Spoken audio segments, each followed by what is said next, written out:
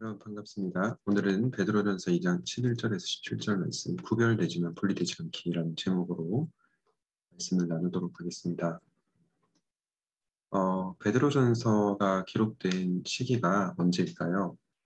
어떤 학자들은 이 베드로전서가 기록된 시기가 극심한 박해의 시기라고 주장을 합니다. 예를 들어서 네로 황제 때 일어났던 로마의 대화재 당시에 그리스도인들을 방화범으로 이렇게 몰아붙인 사건이 있었거든요. 그런데 그 시기에 베드로전서가 기록되었다고 얘기를 합니다. 그런데 사실은 오늘 본문 12절에 나오는 배경을 살펴보면요.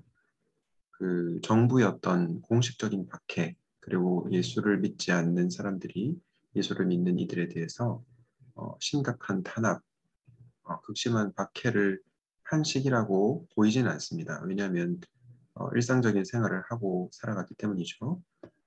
그럼에도 불구하고 일상적으로 그리스도인이라는 이유로 예수를 믿는다는 이유로 일상의 삶의 영역에서 어려움이 있었던 것 같습니다.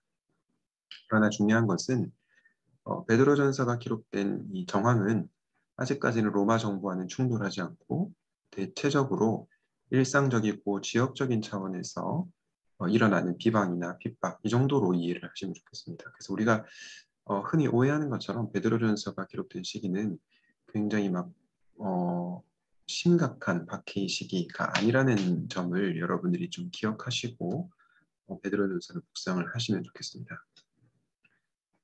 그렇다면 왜 오늘 본문에 보면 그 여기서 여러분이라고 되어 있는 그리스도인이거든요. 그리스도인들을 가리켜서 악을 행하는 자라고 욕을 했을까요? 이것에 대해서 이제 최영삼 교수님이라고 하는 탁월한 베드로전서 공부를 하신 학자분이 계십니다. 이분께서 십자가와 선한 양심이라는 책에서 이런 얘기를 합니다. 악을 행하는 자라고 되어 있는 이 표현은요, 법적인 용어라기보다는 당시에 폐역하고 타락한 세속 문화에 동조하거나 동참하지 않는 그리스도인들을 향해서 붙여진 별명에 가깝다라고 얘기를 합니다. 왜냐하면 당시 로마 사회에서 선이라고 믿는 관행들이 있지 않습니까? 뭐 오늘날로 치면 뭐 불법으로 이렇게 일을 처리한다든지 아니면 그냥 대충 넘어가는 그런 일들, 그런 것들을 그리스도인들이 따르지 않았기 때문이죠. 그래서 실제로 악을 행했다라기보다는 왜 이제 사회적으로 그 통용되고 있는 그런 것들을 너희들은 따르지 않느냐, 그런 의미에서 악을 행하는 자다라고 비방을 했다는 거죠. 그런 배경 속에서 오늘 본문이 나오고 있다는 것을 여러분들이 기억을 하시면 좋겠습니다. 우리도 사실은 그런 세상 속에 살아가고 있죠. 우리가 예수님을 믿는다는 이유로 또 불법과 불의를 저지르지 않는다는 이유로 때로는 일상의 삶에서 박해를 받기도 하고 또 어려움을 당하기도 하는데요. 이런 세상 속에서 우리는 어떤 삶을 살아야 될까요? 오늘 두 가지를 한번 생각해 보는 겁니다. 먼저는 첫 번째로는 그럼에도 불구하고 우리는 세상 법을 지키고 살아야 합니다. 다르게 말하면 세상과 분리되지 않기입니다. 오늘 베드로전서 2장 13절 14절 말씀에 이렇게 말씀합니다. 여러분이 인간이 세운 모든 제도에 주님을 위하여 복종하십시오. 주권자인 왕에게나 총독들에게나 그렇게 하십시오. 총독들은 악을 행하는 사람에게 벌을 주고 선을 행하는 사람에게 상을 주게 하려고 왕이 보낸 이들입니다. 베드로 사도가 왜 모든 제도에 복종을 하라라고 얘기를 했을까요? 모든 제도는 악하더라도 무조건 좋은 것이다. 이런 의미가 있는 것일까요? 그렇지 않습니다. 주님을 위해서 복종을 하라고 하는 거죠. 로마 사회의 법과 질서를 따르지 않는다라고 앞서 제가 말씀을 드렸죠. 그들의 관행을 따르지 않는다고 이방인들이 생각했기 때문에 세상 법을 지키고 살아야 했습니다. 그래야 오해를 받지 않았고요.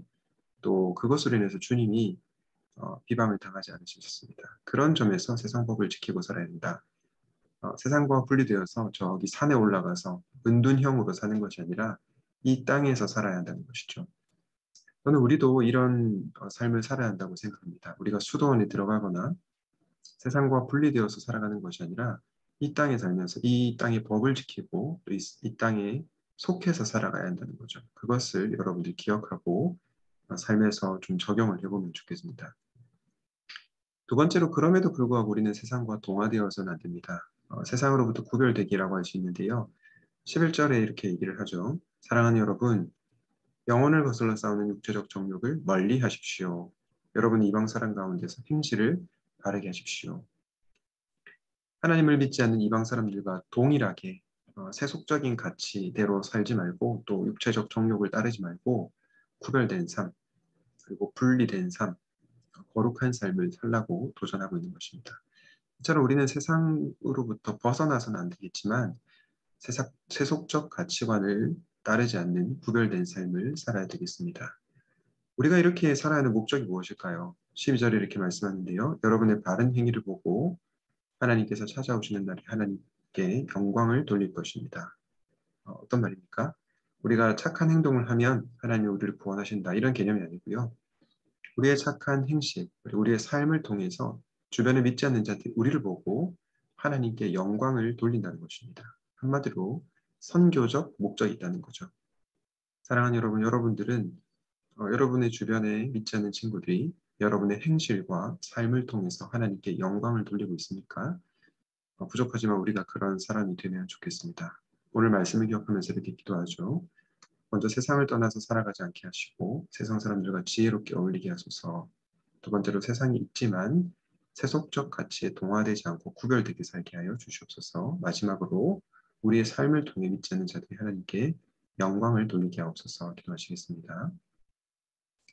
하나님 아버지, 우리가 이 세상에 살아가면서 세상으로부터 도피해서 살아가는 것이 아니라 우리의 직장과 사업장과 또 일터에서 정말로 속해서 살아가기를 원합니다. 그러나 동시에 세상과 구별되고 거룩한 삶을 살아가기를 원합니다. 그 삶을 통해서 우리 주변에 믿지 않은 자들이 하나님께 영광을 돌리게 되는 귀한 은혜를 있게 하여 주시옵소서. 감사드렸고 예수님의 이름으로 기도하였습니다. 아멘.